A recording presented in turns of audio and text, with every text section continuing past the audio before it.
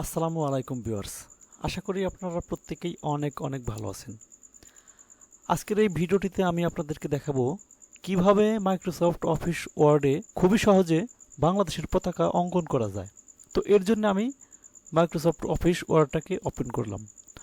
Open করে আমি চলে যাব ইনসার্টে। দেখেন হোমের পাশে ইনসার্টে আসার পর এখানে আসবো শেপে আসলে দেখেন এখানে অসংখ্য শেপ চলে আসছে। তো এখান থেকে আমি রেক্টেঙ্গল এই শেপটাকে প্রেস করলাম। দেখেন রেক্টেঙ্গল শেপটাকে প্রেস করার সাথে সাথে কিন্তু আমার মাউসের কার্সর পয়েন্টটা কিন্তু আমার প্লাসে পরিণত হলো। তো এই প্লাস আসার পর আমি মাউস থেকে লেফট বাটনে প্রেস করে এভাবে টান দিয়ে এটাকে ড্র্যাগ করে দেব। দেন এটাকে আমি একটা কালার দেব। কালার দেওয়ার জন্য চলে যাব ফরম্যাটে আসার পর এখানে দেখেন শেপ স্টাইল, এখানে কিন্তু অ্যারো বাটনে যদি প্রেস করি অসংখ্য শেপ এখানে আছে। তো এখান থেকে আমি গ্রিন কালার এই শেপটাকে নিয়ে নিলাম। গ্রিন কালার শেপটা নেওয়ার পর আমি আবার চলে যাব ইনসার্ট থেকে শেপ থেকে রেক্টেঙ্গলের পাশে দেখেন আছে ওভাল। তো আমি ওভালে প্রেস করে এখানে একটা সার্কেল দিয়ে দিব। তো এটা আমি আমার ইচ্ছা মতো পরিমাপ মতো একটা জায়গায় কার্সরটা রেখে মাউসের লেফট বাটনে প্রেস করে আমি আমার ইচ্ছা মতো একটা সার্কেল দিয়ে নিলাম। তো এই সার্কেলটাকে এখান থেকে সরানোর জন্য আমি কিবোর্ডের যে 4টা অ্যারো কি আছে সেই অ্যারো কির দ্বারা কিন্তু আমি এখান থেকে এটাকে উপর নিচে ডানে বামে সরিয়ে নিতে পারবো, এবং কি আমি এটাকে এখান থেকে টানে ধরেও সরিয়ে নিতে পারবো। এরপর আমি এবার এটাকে একটা কালার দিব, রেড কালার। এটাকে দেওয়ার জন্য আমি চলে যাব ফরম্যাট থেকে আমি এখান থেকে রেড কালারটা দিতে পারি, এবং কি এখানে নিচে অসংখ্য কালার আছে, এখান থেকে আমি একটা ফরম্যাট নিতে পারি।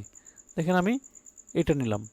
তো এটা যদি আমার ভালো না লাগে তাহলে আমি কি করব, আমি আবার চলে যাব ফরম্যাট থেকে এইখানে দেখেন এটা কিন্তু হরিজন্টাল গ্রান্ডেড অ্যাক্সেস। তো এখান থেকে আমি যদি একটু ডান দিকে দেখি এখানে আছে শেপ ফিল। তো শেপ ফিলে যদি আমি প্রেস করি এখানে দেখেন অসংখ্য কালার আছে, এখান থেকে আমি রেড কালারটা নিয়ে নিতে পারবো। তো এরপর নিচে যদি একটু লক্ষ্য করি এখানে আছে কালার, মোর ফিল কালার। তো মোর কালারে আসার পর এখান থেকে কিন্তু আমি রেড কালারটাকে আমার ইচ্ছা মতো গাঢ় এবং হালকা করে নিতে পারবো। তো এখানে যদি আমি প্রেস করি দেখেন রেড কালারের উপর প্রেস করলে আমার ডেমোটা কিন্তু নিচে দেখাচ্ছে, আমার কালারটা কিন্তু এখানে দেখাচ্ছে। তবে এখান থেকে যদি আর একটু গাঢ় করতে চাই তাহলে এখানে প্রেস করলে দেখেন আমার কালারটা কিন্তু একটু গাঢ় হলো। দেন আমি ওকে প্রেস করব। ওকে প্রেস করার পর দেখেন এখানে আমার সার্কেলটা কিন্তু একটু গাঢ় কালারের আসছে। তো এরপর আমি আবার চলে যাব ইনসার্ট থেকে আবার শেপ থেকে আমি আবার সেই রেক্টেঙ্গলটাকে নিয়ে নিলাম।